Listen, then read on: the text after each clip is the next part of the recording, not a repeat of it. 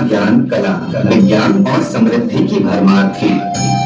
लेकिन फिर आई गुलामी की लंबी काली रात। 1757 से लेकर 1947 तक लगभग 200 वर्षों तक अंग्रेजों ने भारत पर राज किया। उन्होंने हमें बांटने की कोशिश की, धर्म, जाति और भाषा के नाम पर।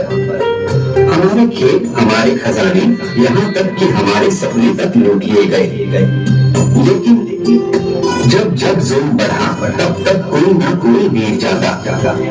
किसी ने तलवार उठाई, किसी ने कलम, किसी ने जेल की यातनाएं सही, तो किसी ने हंसते हंसते फांसी का फंदा चूमा। ये कहानी है उन सच्चे भारतवासियों की जिन्होंने मैं नहीं, भारत को चुना। चलिए आज हम आपको मिलवाते हैं स्वतंत्रता संग्राम के उन सपूतों से जो आज भी हमारे दिलों में जिंदा हैं, अपने विचारों, बलिदानों और सपनों के रूप में।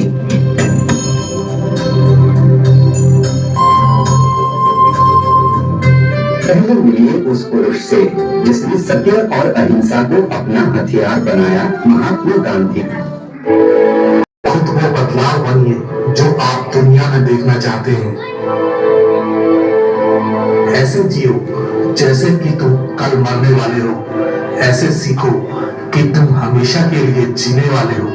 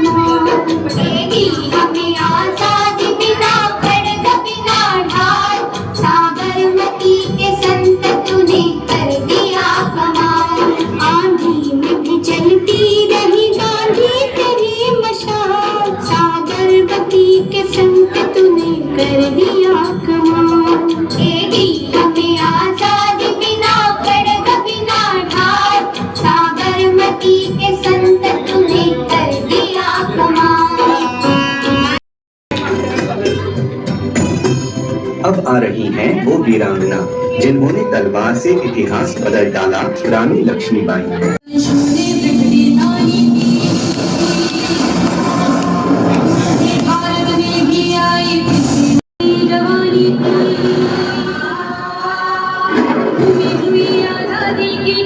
सबने पहचानी थी, दूर फिरंगी को करने की सबने मन ठानी थी।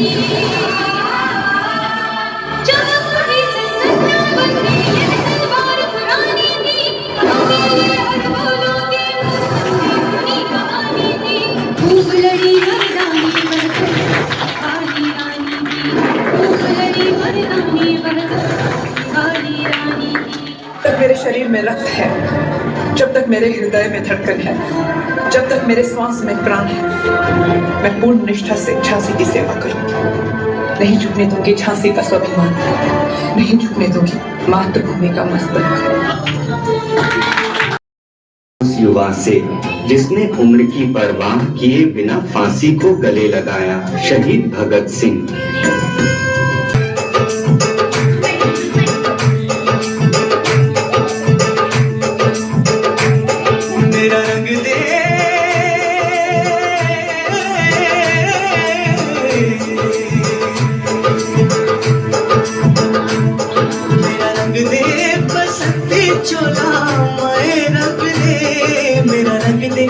बसंती चोला माए रंग दे, मेरा रंग दे, बसंती चोला रंग दे, रंग दे, रंग दे, बसंती चोला माए रंग दे।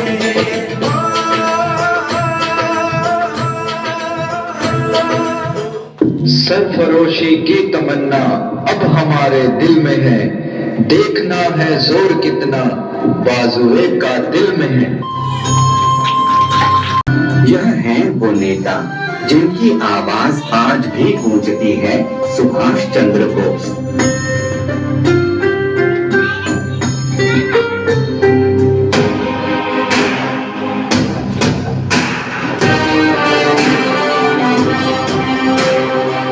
बहादुरों, विनाशी बन चुका है, इस दुनिया में कुछ हासिल नहीं होता और आजादी की कीमत है शहादत।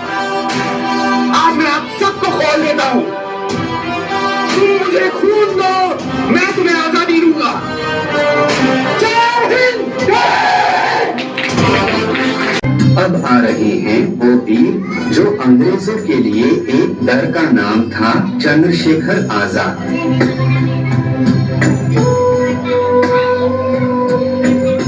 फांसी का रस्सा जो है ना, हमारे भगत सिंह जी को मुबारक।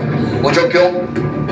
क्योंकि जब तक तुम्हारे पंडित जी के पास ये है ना, तब तक किसी माँ ने अपने लाडले को इतना खालिश दूध ना पिलाया जो आजाद को जीवित रहते पकड़ ले।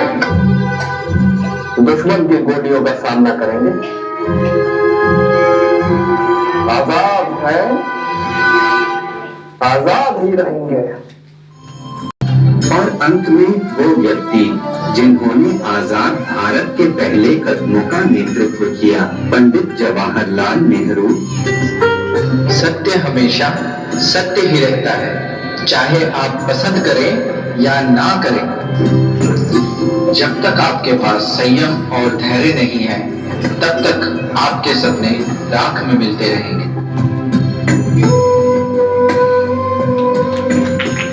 इन सपने मिलकर वो भारत रचा, जिसमें हम आज खुलकर सांस लेते हैं। मेरा नाम जानवी है, मैं अहमदनगर की बहादुर बालिका हूँ। मैंने अपनी बहादुरी और अकलमंदी से अपने मुल्क की हिफाजत की।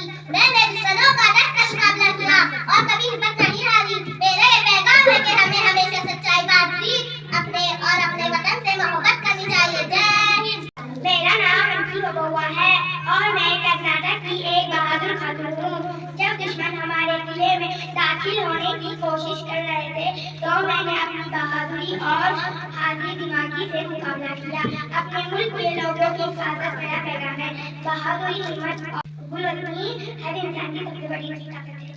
मैं आज बेगम हरस में बनकर आई हूँ। मैं हिंदुस्तान की पहली और असीम खातून मुजाहिद हूँ। पहली तहरीक आजादी में शामिल होकर अंग्रेजों के खिलाफ जंग लड़े। तलवारबाजी के साथ फन रकासा भी मैं माहिर थी, इसीलिए मुझे महक अली के खिताब से नवाजा गया। चाहिए मैं रजिया सुल्ताना हूँ। रजिया सुल्ताना दिल्ली की पहली और वाहिद खातून हुक्मरान थी। उनके वालिद ने भी उनको जंगी फनून, तीरंदाजी और हुकूमत चलाने की तरबियत दी। रजिया सुल्ताना बहादुरी, अकलमंदी और इंसाफ पसंद हुक्मरान थी। उन्होंने मर्दों की तरह लिबास पहना और दरबार में खुलेआम बैठ गई। वो हमें ये सबक देती है कि औरत चाहे तो तारीख बदल सकती है। जय हिंद।